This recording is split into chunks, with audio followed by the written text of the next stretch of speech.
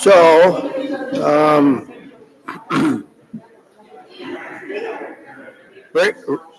raise your hand. Raise your hand if you normally sit this close to the front. That's good.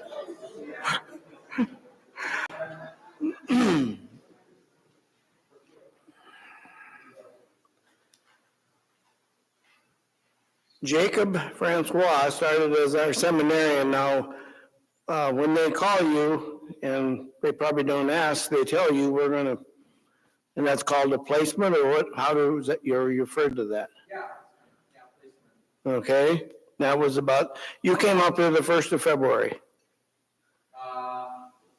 Yeah.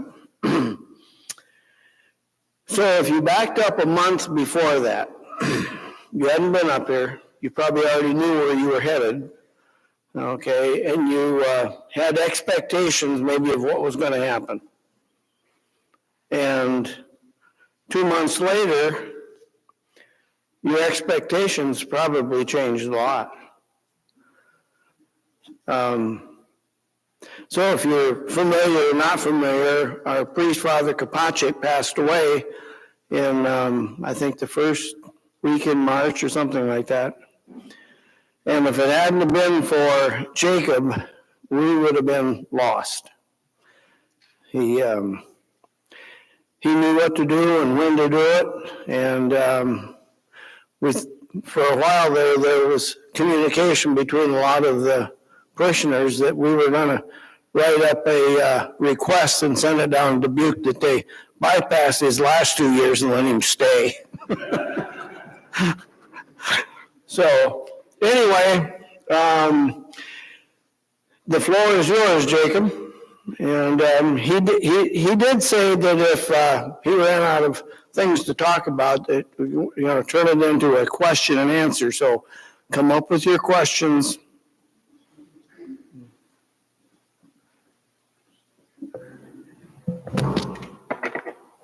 Well, thanks, Gary, for the introduction. I'm not a priest yet, so I don't know how Mike's very well. So like Gary said, my name is Jacob Francois, seminarian here for the Archdiocese of Dubuque, and thank you very much for welcoming as the guest speaker for the Travel Gavel, and thank you again for your flexibility in rescheduling this event. We had this event scheduled, was it the 21st, the 12th of March or something, and that ended up being Father's Vigil here at Riceville. So thank you for rescheduling the event so we could all pray together and mourn the loss of our pastor, but then also to pray together and then also join in fellowship again today. So thank you very much for your flexibility. And thank you for this community. It's been a wonderful opportunity and learning curve for me as a seminarian to not just help out, but also kind of fill the shoes of Father Kopacik, and they're very, very big shoes to fill. So my feet are still growing. So thanks for letting me toddle around in these shoes, and I have a lot to learn still. So thanks for helping me out and being patient. And thanks for your flexibility with all these different priests coming in to help out. And congratulations to the knights that are going to be honored today here at the Travel Gavel. I'm sure it's well deserved. So thank you. So a few things. I wanted to talk a little bit about what it means to be a man in the Catholic Church. The options were that, or what does it mean to be a seminarian? And I think this is a little bit more interesting and actually helps get into what it really means to be a man of the church as a seminarian as well. So there's a few quotes on these sheets. I thought it might be a little helpful if you had that so you can kind of follow along. I want to talk a little bit about my time in Krakow, Poland. I was in seminary once before, 8 years ago, where I met Father Jerry. And then I left, and then I studied abroad and lived in Krakow for a couple years, studying John Paul II and stuff. So this is a little bit of the fruit of that excursion out there. So it is a little deep, so I did want to write some things down for you and kind of follow along a little bit. But hopefully it's not too heady. Try to break it down, and we can all learn from this experience. So I guess what I want to start off with is the Second Vatican Council. Now, as you can tell, I'm a little on the younger side, so I don't remember those days. Maybe some of you guys do. But the Second Vatican Council happened between 1962 and 65. Now, the Council Fathers, 5,000 plus bishops who were in attendance, described what it means to be a Catholic man in the following words. The Christian man, conformed to the likeness of the Son, received the first fruits of the Spirit, by which he becomes capable of discharging the new law of love. The new law of love. That's what it means to be a Catholic man, as described by the Council Fathers in the 60s? Really? How can this be? Isn't the seminarian supposed to talk to us about how we should be praying the rosary more, or praying outside abortion clinics, or sending our Catholic children to the Catholic school? Love sounds so superficial. It sounds fluffy. Now, love is not superficial or fluffy. And we all know what it looks like, what it tastes like, what it tangibly feels like. It looks like him on the cross. It looks like Jesus Christ, who took on human flesh and died for our sake. It also looks like him, who's in the tabernacle. And we know how he tastes like and how it feels to experience him in the graces of the Mass when he humbled himself in order for us to eat him in the Blessed Sacrament so that he could be with us as we journey through this life. God became man and lives among us so he can show us the way. He teaches us how to grow in love. And the bishops of Vatican II knew this very well. They remind us, quotes, by saying, only in the mystery of the incarnate Word does the mystery of man take on light. Jesus Christ, the mystery of man take on life, the revelation of the mystery of the Father and his love fully reveals man to himself and makes his supreme calling clear. So what are the bishops trying to tell us? That Jesus, whose mission and destiny was to show us the face of the Father, and he showed us so he could teach us how to be human and how to become a real human person, to be a Catholic man. Now, remember the words of the bishops. The Christian man is conformed to the likeness of the Son of God. We need to look no further than St. Paul in his letter to the Ephesians to help us understand this mystery.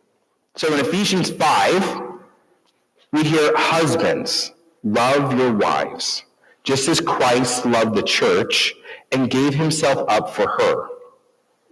In the same way, husbands should love their wives as they do their own bodies. He who loves his wife loves himself. For no one ever hates his own body, but he who nourishes it and tenderly cares for it, just as Christ does for the church, because we are members of his body. St. Paul makes it very clear how to be a Catholic man and how he should live his life in his letter to the Ephesians. To be a man, to be a mature human person, we must love with a sacrificial love, just as Christ does on the cross. Love creates unity, a unity between man and woman, and also from Christian to God. Love is a unitive experience, which is why love became flesh, experienced a human life, and became man and died on the cross. He didn't need to do this, but he did it out of a pure gift. When we speak of Christ and of his love, it is often seen as a superficial or idealized form. It's hard to understand, but the love of God is deep. It takes on flesh. It is self-sacrificial, and it desires to put the other ahead of its own. Now, when I started to understand what love is when I was in college, it changed my life forever, and it took me on an incredible journey. As a college student, I discovered the beauty of the theology and the mission of the church, and I desired to devote my life for it. I discovered that love is much more than what our culture wants it to believe it is. It's not self-serving, egotistical, but it is deeply meaningful. And in the words of the Council of Fathers of Vatican II, it became my mantra. Love fully reveals man to himself and makes his supreme calling clear. Love makes us clear-sighted. It allows us to see our mission. In tonight's talk, I want to share a little bit about what took me on. So I spent 2 years in Krakow, Poland during my time during the pandemic, and I studied philosophy. And one philosopher called Aristotle, thousands of years ago, said that the unexamined life is not worth living. Now, I would say that love unexamined is not Christian, to follow on Aristotle. Love not only redeems us from our sins, but it shows us how to be human, to be a Catholic man. In order to understand Christ's love more fully, I want to share with you the 3 different forms of love according to Karol Wojtyła, St. Pope John Paul II, when he was just a priest in Krakow, Poland. So he's got 3 different versions of love, and we're going to go through them quickly, okay? And I know there's some Latin in here, so just follow along on the sheet. So we have amor contemplentia, which is love is attraction. Amor concupiscentia, love is desire. And amor benevolentiae, love is goodwill. So we're going from more superficial to a little bit deeper to where it's all at, okay? So love is attraction. We all have things that we're desired to. A really good cooked meal, a really nice glass of wine, or even a love that, an attraction that made you ask someone out, right? And we've all been there. And maybe that turned into a relationship, and then that turned into marriage, right? There's this attraction that we feel, and that we also see this in Genesis with Adam and Eve, right? There's this beautiful attraction between man and woman. Now, love as desire is a little deeper. We see within our own hearts there are holes, right? We have this hole in which we experience this loneliness, and then that gives us a desire to then move as an impetus to actually fulfill that. And then we see things like marriage or celibacy for the kingdom as a priest, these desires in which that can fulfill this greater longing within our hearts. And then that gets us to love of goodwill, when we can look at the other person and say, you are a good for me. Not because it's something for me to use, but to see you as a person, and the proper act of the person is a response of love. to will the good of the other as other. And this is what it means to be a Christian. It means that we see the other person as a good in which we might participate forever in heaven with the fullness of humanity, Jesus Christ on the cross. Now, knowing the differences of these loves allow us to acknowledge the reality that happens within our own hearts. It allows us to see where God is working in our lives and for us to recommit to following Christ in a vocation. I love it when Wojtyla says that a vocation is a first love, a love of our youth. Vocation means to call, but a call to what? It means to love with the heart of Christ. As Catholic men, love is only one part of the picture. If you're anything like me, we choose not to love at times. And to love again requires the perennial posture of the Christian, the posture of forgiveness. Forgiveness is a tough reality, and it's something that Christ calls us to in the Gospels time and time again. It requires us to forfeit our claim to the past, to old relationships, entitlements, or truths that were stolen from us. We must set aside our pride and be healed in love, which can only be obtained in forgiveness. Those who cannot forgive, who are afraid of love, are incapable of fulfilling their mission. I'm reminded by a spiritual director who once told me that the man who has become isolated, who cannot love, has lost his vocation. Love, forgiveness, and fatherhood form a unity within the person of the priest who can look at the past positively, who forgives sins. To be a Catholic man is to be fully receptive to reality, like the open door of a confessional. Christ reminds us, his disciples in John's Gospel, you will know the truth, and the truth will set you free. Truth and love brings about freedom. Freedom to view the past and to be content, to look towards the future in an open willingness. But this will be tested within all of our lives. When we choose to go our own way, to put ourselves above our neighbor, and desire a life that has not been given to us.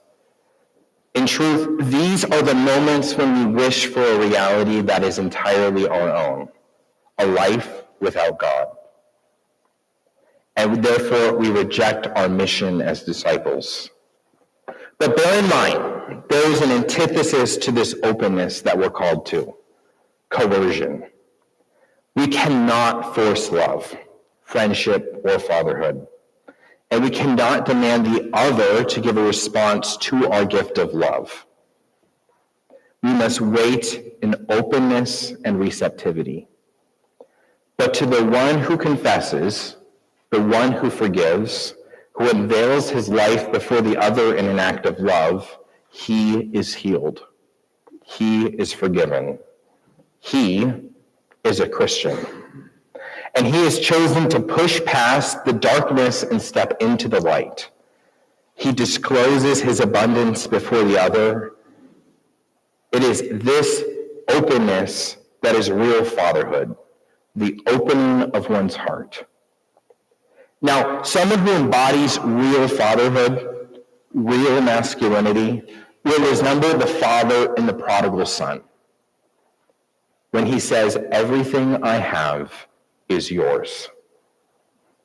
I hope that each of us have had moments in which we can say, "Everything I have is yours." For some of us, that's parents. For some of us, that's priesthood. For some of us, that's being a grandparent. And for some of us, that's being the fun, crazy uncle. And I hope we have all had moments in which we can say, "Everything I have is yours." One of my favorite theologians, Father Hans Urs von Balthasar from Switzerland, elaborates on his fatherly posture when he says, love is the selfless communication of what is mine and the selfless welcoming of the other within myself. Love is the selfless communication of what is mine and the selfless welcoming of the other within myself. This reminds us of what I would consider my personal platonic form of friendship. And I also think this is a good image of fatherhood. It's the image of a friend who would just crash through my closed door unannounced, and he would just waltz right in. This is the intimacy that we desire as Christians, to be real neighbors, real friends, real fathers and mothers. This is the intimacy that we desire when we say things like, make yourself at home, or mi casa es tu casa. This is why my Nespresso machine always needs more espresso pods, and why my wine rack needs refilling. These are the tangible moments in which we find ourselves admitting, as Father von Balthasar does when he says, once someone has become aware of this depth of intimacy, this fatherhood, this motherhood, being a real Christian, he can never completely miss it again, even in the superficiality of everyday life. To be a Catholic man, we must be aware of this receptivity, this openness to reality that allows us to be fruitful with our lives. Because as Catholics, we know how to love because he first loved us, as we heard in our second reading today. This openness was felt by the apostles when they met the Lord, and it awakened within them their vocation to be men of the church. Their first question to the Lord was, where are you staying? Where are you staying? They were awakened by the fatherhood of Christ, which was love incarnate. So as Catholic men, we're called to look like him on the cross. So as we contemplate this reality in our homes and in our churches, and maybe even a crucifix that's on the dashboard of your car, driving to work, contemplate what it means to be a man. Because he showed us we don't have to make it up. And that's the greatest part of being a Christian. Thank you very much for having me. I appreciate it.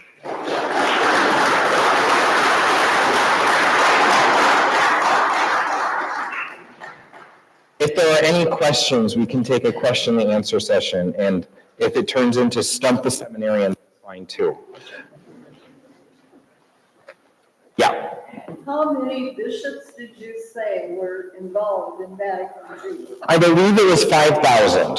So I'm going to have to shake my finger at them 5,000 times for getting rid of my favorite indulgence.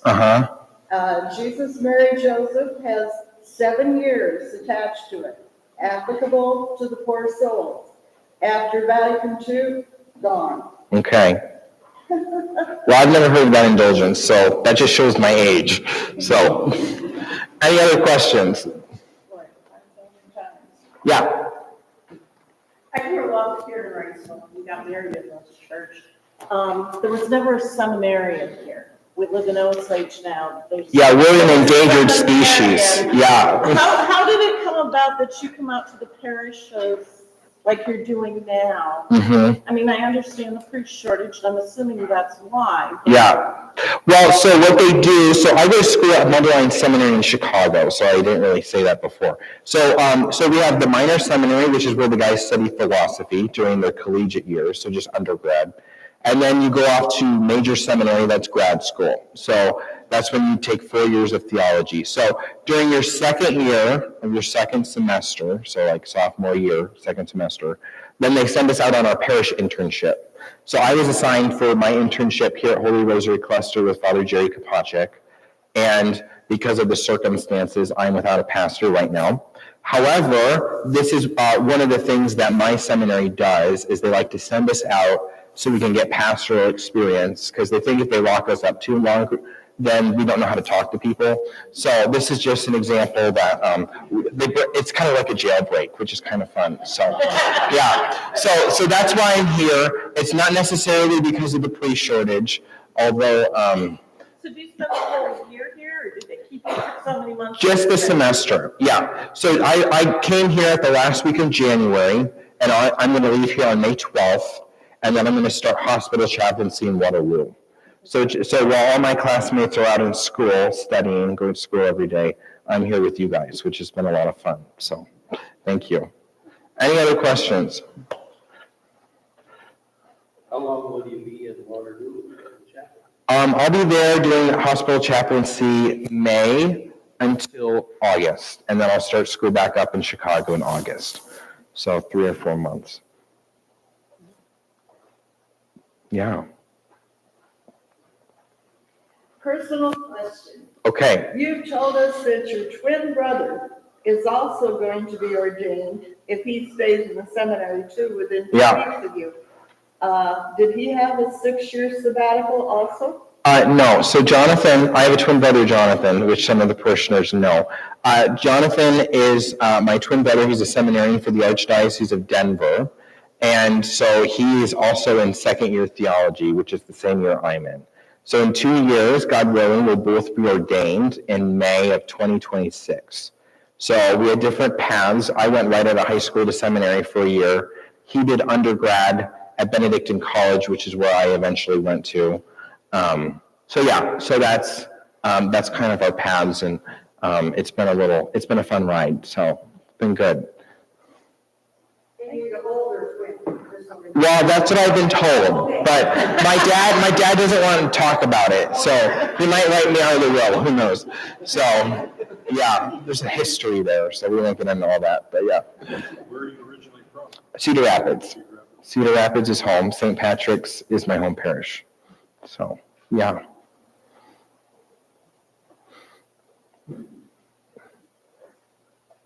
Any other questions?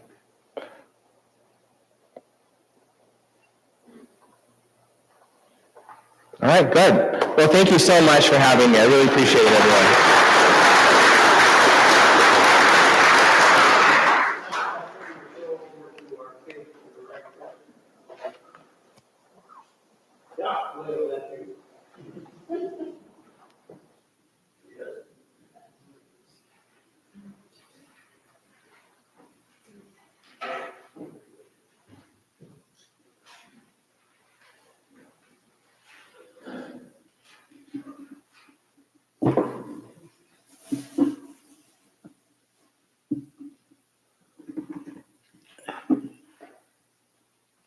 This one I'll get it on. Can you hear me from here or back down there? I'll give you a little history. In 1960, I came to Riceville, and I had a furniture store and funeral home, and ambulance service and the door shop. And that year, the church was completed in the world's biggest class. Father Stern passed away, and in East Madison Street, by the name of Father Fuller, he was a little German priest. And he was getting quite a guy, and we got to know everybody pretty good. And remember that confessional back there, because when I go to confession, he pushed this thing back and said, who's that guy in front of you? I don't know how I'll get his name on this one after. My job here this afternoon is to kind of this stuff. It's a pleasure to come on. Well, kind of honor somebody that's been here for a long time, he came to save around here. Him and his wife is Stan and Sharon Wilson. So Stan and Sharon, please come forward.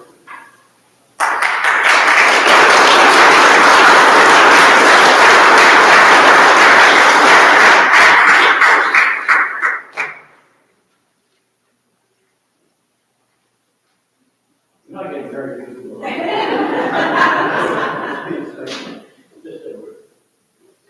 And I just want to, Stan has been with us for a long, long time. He's been the financial secretary here for what?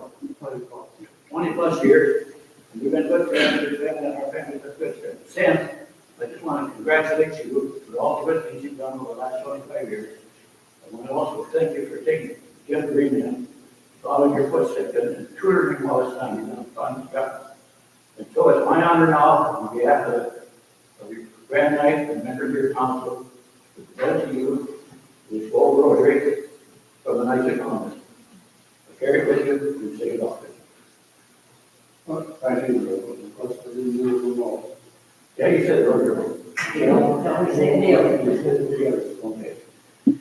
Want to read it down here? And with the Knights of Columbus, 592. The appreciation for the dedicated service. Thank you.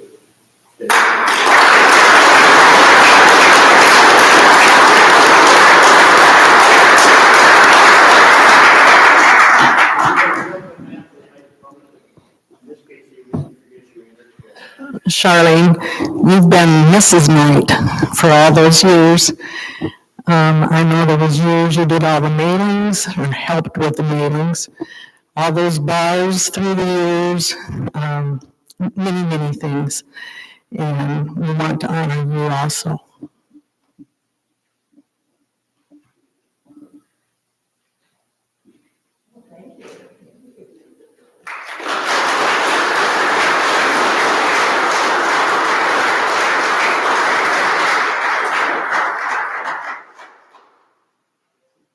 Now we'll have a little travel gavel like we get that bad. So right now I have that. How many guys are here for free? Stand up and let me know.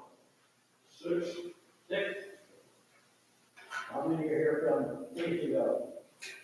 5. How many are here from Jose? None. 6. And Redco? 6. And the 5.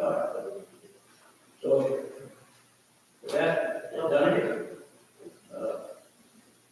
all I have to say is, I think there's activities going to go on in our district here in the next month or so. First, the Steve back. Steve, you want to tell us what you're going to do with We have a, stand up, please.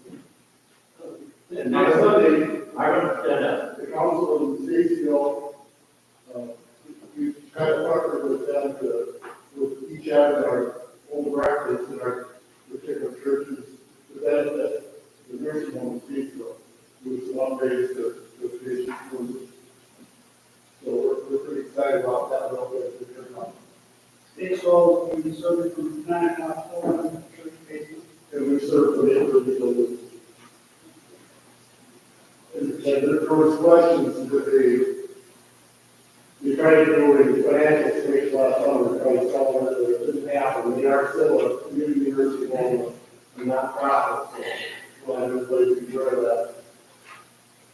Okay, good for now.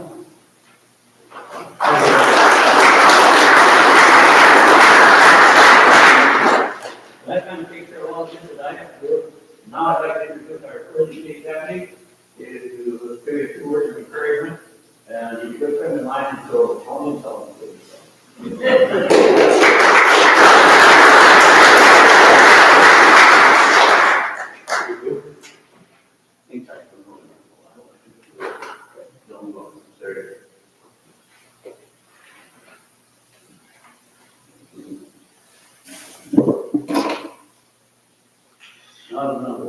Before I even give my talk, I've been asked by our host council as well as the entire district to award Leo a golden rosary as well. So I'm representing you guys on this. And Leo, for all your hard work and dedication here in the district, on behalf of your councils, they would like to give this to you. Thank you for all your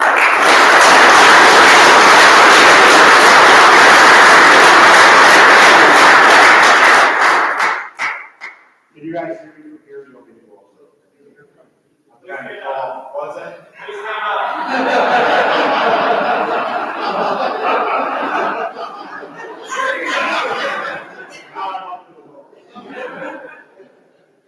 So, without any further ado, I'm going to start introductions on the other end. I'd like to introduce my son, a 4th-degree knight. He's traveling with me this week, and he's also a 5th-generation knight of Columbus. So yeah.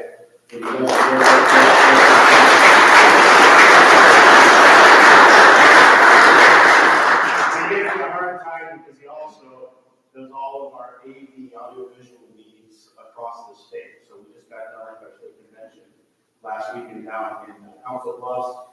Him and Bryce ran all the sound, kept all of us talking, and kept everything working well for us. A lot of times, the state board can appreciate Sean that you do that way. My dad, Mike from Cresco, is with us as well for degree night. His dad, thanks for that.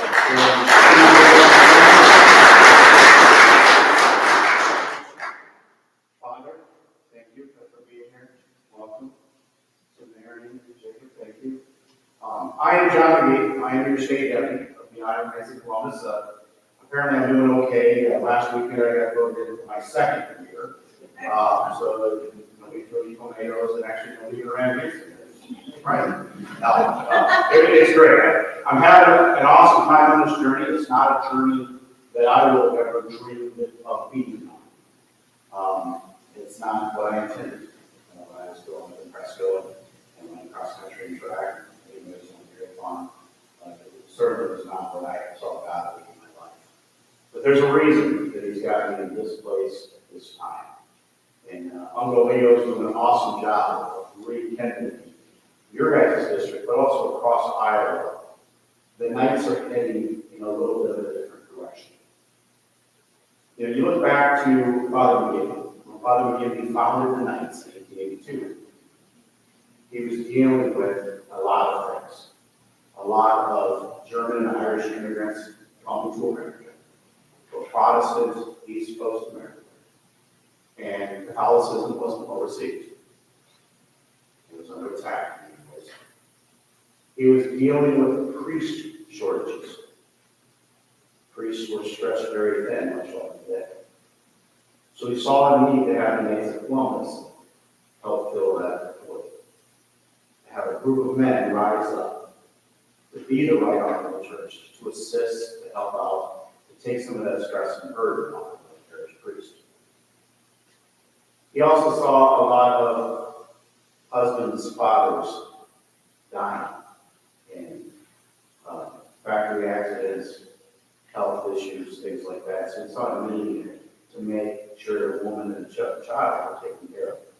He himself had to withdraw from seminary 3 different times to go back home and take care of his family and help be a breadwinner for the family. He didn't want to see others go through the same thing, which is why we have our insurance plan today. And then third, and most importantly, he was a parish priest, which his number one objective was to save souls, to get men to heaven, to get families to heaven. And that's for the fraternity side of our work. Save souls. To be a good group of guys that is there together to support each other, to give each other guidance, advice, hold each other accountable, be supportive in our faith. Through the years, we've seen that take various forms. One of the biggest transitions that we're continuing on right now, our Supreme Knight Patrick Kelly charged us at last year's Supreme Convention with 2 things. Continue to be first in charity, which we've all done a very, very good job. But also to be first in faith. That's something you're seeing rolled out across Iowa this year with our core initiative. You saw some faith in action videos, you've seen different things. Basically, it's about men rising up to help each other in faith. It can look in a lot of different ways. You know, it can be about Bible studies, it can be about messages just like tonight, where we learn more about our faith. It can be activities like I've seen in East Central Iowa called Guns and Roses. It is literally what they're thinking. A group of men get together once a month, they meet in church, they say a rosary together, they go out to breakfast at a local cafe, and then they head to the gun range. They do some target shooting together, it's fellowship together, it's faith development together. These are things that I think we can continue to grow upon, each in your own way, with the councils. To my brother Knights in the room, I ask you to rise up and mentor. We talk about membership growth a lot, because we need to carry on the great things that Father McGee put together. We need to be fifth generation, to sixth, to seventh, to eighth generations. I challenge you not to look at it as getting the members, but look at it as mentoring young men, young families. Greet them when you see them in the back pew wrestling their kids, trying to keep them focused. Welcome them to church. Welcome them to your councils. It's what makes us happy. At our state convention last week, we passed the hat again.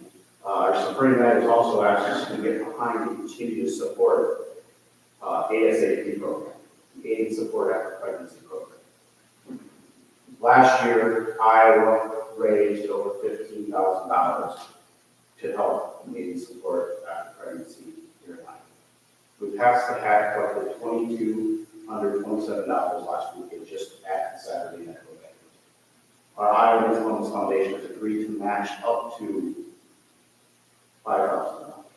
Supreme will match up 25% for every dollar, 25 cents for every dollar that we raise in Iowa to go back into Iowa to help our senators that provide aid support for pregnancy. Okay? We're keeping that open until the end of May. So as you go back to your council meeting, if you'd like to make a donation to aid support after pregnancy, please let Leo know. And we can get that in, help take advantage of the full Iowa Foundation match of $5,000. And if we do happen to get the largest jurisdiction, so the state of Iowa is the largest amongst the 70 different jurisdictions, they will give us another $1,500 for the whole pregnancy care center. So there's some great opportunities to support that. Ladies, I'd like to ask you to please rise for a moment.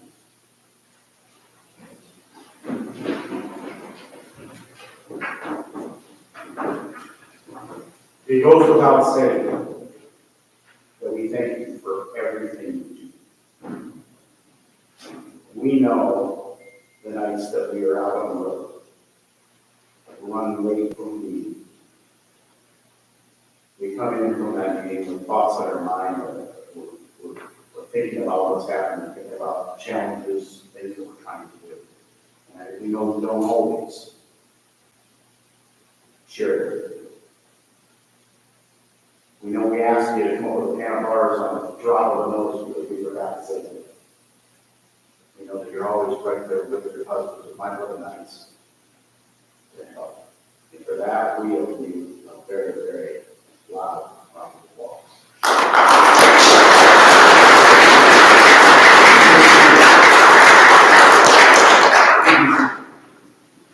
All right, and one thing, I'd like to ask Father, if you can make your way up. Jacob, if you can make your way up. Tonight, Jacob talked about love. Every year, the state deputy puts together a pen. My pen for this year is Love Thy Neighbor. Okay? I'd like to offer you guys each one of my pens. Okay? The Love Thy Neighbor came around from growing up on a farm in Northeast Iowa.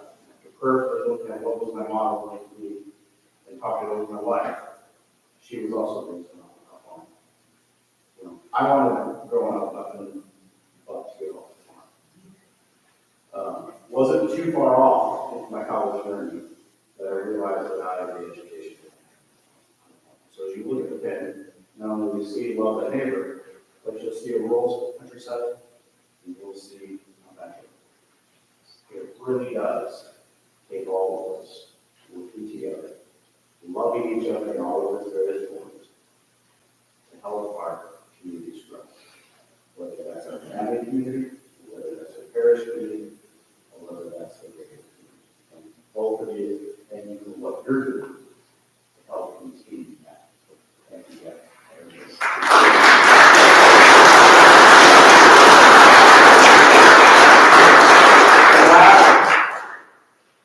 I challenge all of us to rise up.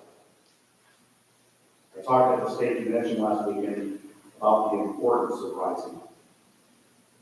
Knights of old would go about doing their farming, they'd go about doing their occupation.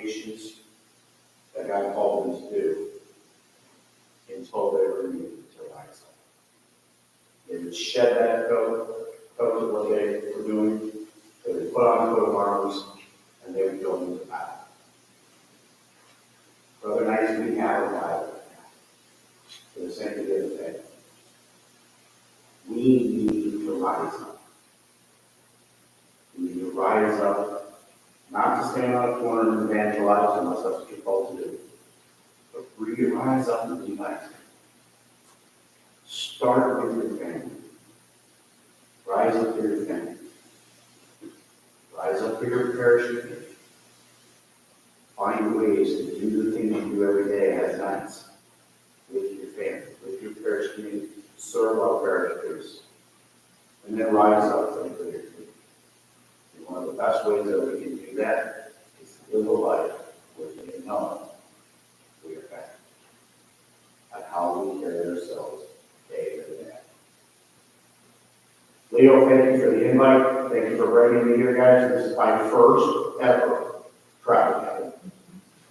Believe it or not, I went to a number of them. I was certified to live in the house, going to a travel guide, coming back home, talking about some of the great things that we learned that way. I didn't become a knight while I was still at home. I became a knight after I moved out of my home down in the southeast side of Knoxville. I've been on this journey ever since. But this is my first travel gathering. Great opportunity. Leo, thank you for inviting me. Thank you guys for welcoming me. Appreciate being here. Viva Jesus. But it's every Wednesday night, we talk for an hour or so. So let's bring this up and let's get more travel gathering. Sure. I would ask you to lead first, so you guys can have both the same Michael the Archangel prayer card and the Father Give Me prayer card. If you permit, let's start with the Father Give Me card, and then let's sit it on our St. Michael's section. You may be permitted to get it out.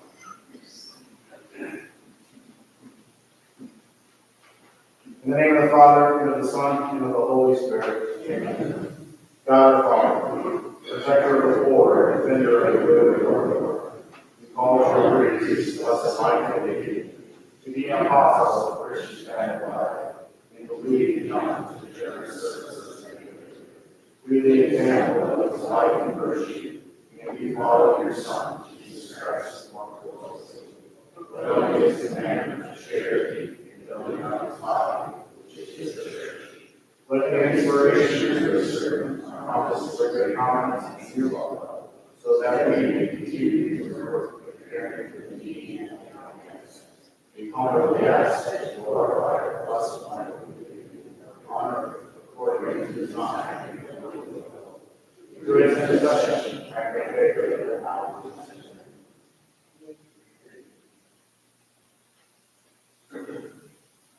Through Christ our Lord. Amen. Saint Michael the Archangel, defend us in battle. Be our protection against wickedness and snares of the devil. May God rebuke you and do thou, Christ of the heavenly hosts, by the power of God, cast the devil of Satan and all these spirits, and thou on the thrones of Jesus.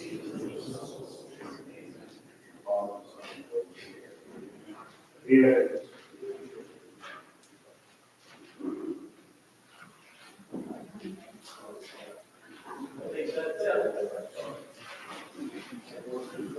We're coming, basement, you want to go down, take some food, shut it down.